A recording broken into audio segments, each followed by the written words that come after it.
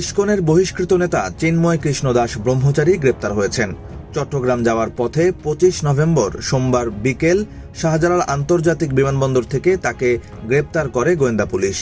এরপর 26 নভেম্বর মঙ্গলবার দুপুরে চট্টগ্রাম মেট্রোপলিটন আদালতে তাকে তোলা হয়। এই সময় রাষ্ট্রদ্রোহের মামলায় জামিন নামঞ্জুর করে তাকে কারাগারে পাঠানোর নির্দেশ দেন বিচারক। গ্রেপ্তারের পর ডিবির অতিরিক্ত কমিশনার রেজাউল করিম মল্লিক গণমাধ্যমকে বলেন, একটি অভিযোগের রিকুইজিশনের ভিত্তিতে তাকে গ্রেপ্তার করা হয়েছে।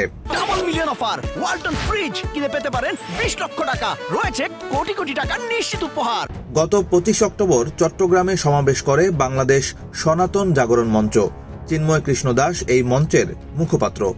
সমাবেশের পর গত 31 অক্টোবর চিন্ময়ের বিরুদ্ধে জাতীয় পতাকা অবমাননার অভিযোগ এনে চট্টগ্রামে একটি রাষ্ট্রদ্রোহের মামলা করেন বিএনপি নেতা ফিরোজ খান, যদিও মামলাকারীকে পরে বহিষ্কার করে বিএনপি। কোতোয়ালি থানায় করা ওই মামলায় আসামি করা হয় চিন্ময় দাস সহ 19 জনকে।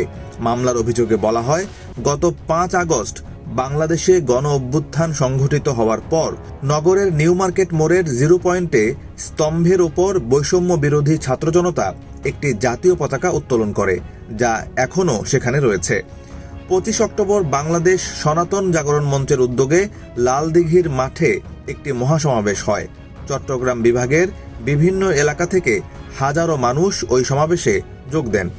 ওই দিন চন্দন কুমার ধর সহ 9 জন আসামির ইন্ধনে বাকি আসামিরা নিউ মার্কেট মোড়ের 0 পয়েন্ট স্তম্ভ ও আশপাশে বাংলাদেশের জাতীয় পতাকার উপর ধর্মীয় গোষ্ঠী ইসকনের গেরুয়া রঙের ধর্মীয় পতাকা উত্তোলন করে সেখানে স্থাপন করে দেয়। এই নিয়ে সাধারণ নাগরিকদের ব্যাপক ক্ষোভের সৃষ্টি হয়।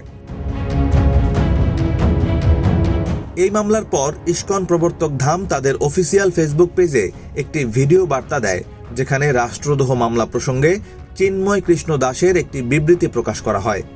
এতে তিনি মামলাটিকে সনাতনীদের 8 দফা দাবি আদায়ের শান্তিপূর্ণ আন্দোলন কর্মসূচিকে ভিন্ন খাতে প্রবাহিত করার অপচেষ্টা হিসেবে আখ্যা দেন।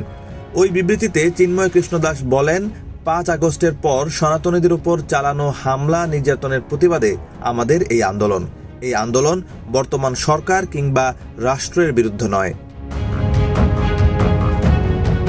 সম্প্রতি বাংলাদেশ সনাতন জাগরণ মঞ্চ ও বাংলাদেশ সম্মিলিত সংখ্যালঘু জোট নামে দুটি সংগঠন বাংলাদেশ সম্মিলিত সনাতনী জাগরণ জোটের ব্যানারে কর্মসূচি পালন শুরু করে।